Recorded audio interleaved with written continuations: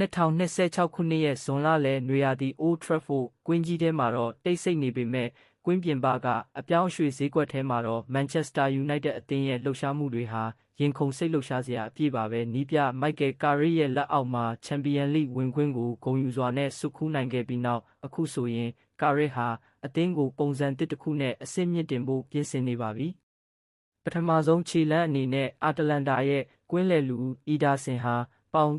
35တန်းဝန်းကျင်နဲ့ United ရဲ့ရွှေရောင်လွှမ်းမိအနာဂတ်စီကိုရှောက်လန်းလာဖို့ဆေးစစ်မှုတွေခံယူနေပါပြီ။ဒါအပြင် West Ham ရဲ့လူငယ်ကျယ်ပွင့် Matías Fernandes နဲ့ Newcastle ရဲ့တိုနာလီတို့ကိုလည်းရေကုန်ရေခမ်းခေါ်ယူဖို့ United တို့ကြိုးပမ်းနေပါတယ်။ဒါပေမဲ့အပြောင်းလဲတိုင်းမှာခွဲခွာခြင်းတွေရှိစမြဲပါပဲ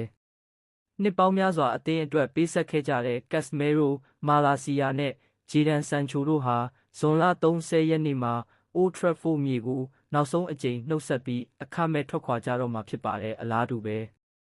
ကလပ်အသင်းရဲ့ကျယ်ပွင့်ဟောင်း Marcus Rashford ဟာလည်းဘာစီလိုနာကနေပြန်လည်ရောက်ရှိလာခဲ့ပြီးနောက်သူ့ရဲ့ကစားသမားဘဝအခန်းကဏ္ဍတစ်ကိုစတင်ဖို့ဂျာမန်မြေကဘိုင်ယန်မြူးနစ်အသင်းစီဦးတည်သွားမလားဆိုတာစောင့်ကြည့်ရတော့မှာပါတစ်ဖက်မှာလည်းရုပ်ရှင်ဆန်တဲ့ဖြစ်ရပ်တစ်ခုကစောင့်ကြိုနေပါတယ် United ဟာAmazon နဲ့ပေါင်10တန်းတန် All or Nothing Season အတွက်သဘောတူညီမှုရရှိခဲ့တဲ့အတွက်ကြောင့်နီးပြကာရီရဲ့အောင်မြင်မှုလမ်းကြောင်းတွေကိုကမ္ဘာတဝန်းကပရိသတ်တွေရှေ့မှောက်မှာအနီးကပ်မြင်တွေ့ရတော့မှာဖြစ်ပါတယ်။ဒါဟာ Manchester United အသင်းကြီးရဲ့တော်လှန်ရေးအသစ်တစ်ခုစီကိုဦးတည်နေတဲ့ခြေလှမ်းတွေပါပဲ။ကျွန်တော်ရဲ့ channel လေးကိုလည်း subscribe လုပ်ပေးကြပါဦး။